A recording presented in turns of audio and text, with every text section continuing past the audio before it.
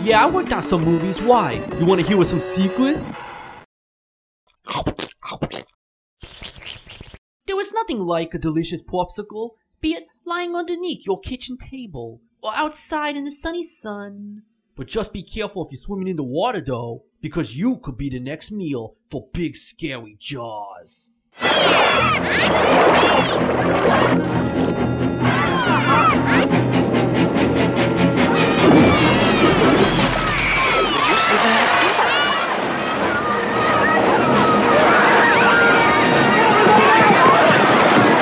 all psychological. You yell barracuda. Everybody says, huh? What? You yell shark. We've got a panic on our hands on the 4th of July. The year was in 1975. I had just finished up work on a movie A Boy and His Dog. Steven Spielberg had seen the work I'd done lighting Don Johnson's massive head and thought I'd be perfect for his next movie about a big mean shark. He flew me in on one of his fanciest aeroplanes. I flew through the sky like a Hollywood starlet, drinking champagne and laughing, ha! But when I got to the set, I realized something wasn't right. Spielberg had been suffering from an extreme case of ocean madness. The crew was all strange, brains scrambled from a deadly cocktail of boat exhaust fumes and craft service jelly beans.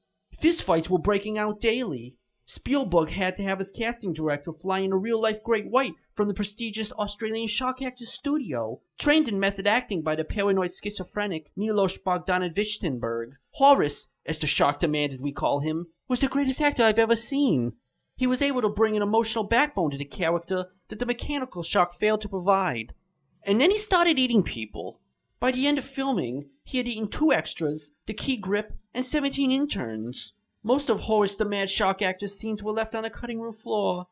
It wasn't just the delicious fish actors that were causing all the production slow-ups. The notoriously drunk dwarf actress, Richard Dreyfuss, having been invited to one of the famed Martha's Vineyard all-you-can-bang eyes-wide-shut mask orgies, disappeared for 6 days, and nearly caused Spielberg and the producers to recast his role. Luckily, though, a naked and smiling Dreyfuss was returned to the set by a local fisherman who had found him tangled up in one of his nets.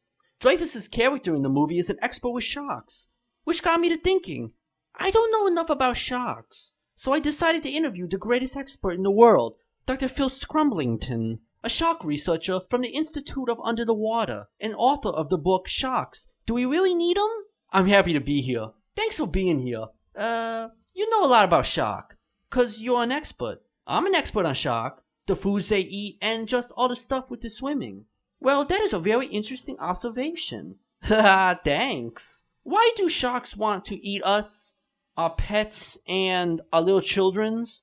Sharks eat people because the ocean is full of danger, and the shark can't tell if what it's eating was friend or foe, so it just eats it.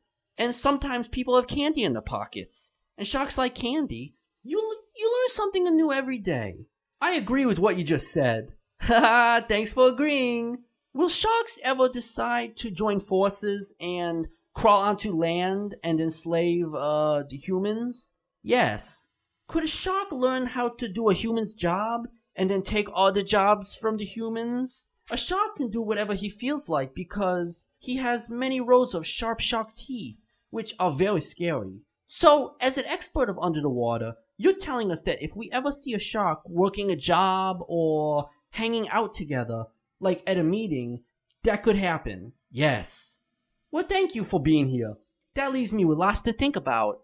Bye! The movie Jaws changed my life forever. And not just because it made lots of money, but because it helped me to realize that I hate sharks. Oh well, now maybe the next time you're at the beach, you'll think twice before going into the water to take a dump. I mean, just use a toilet.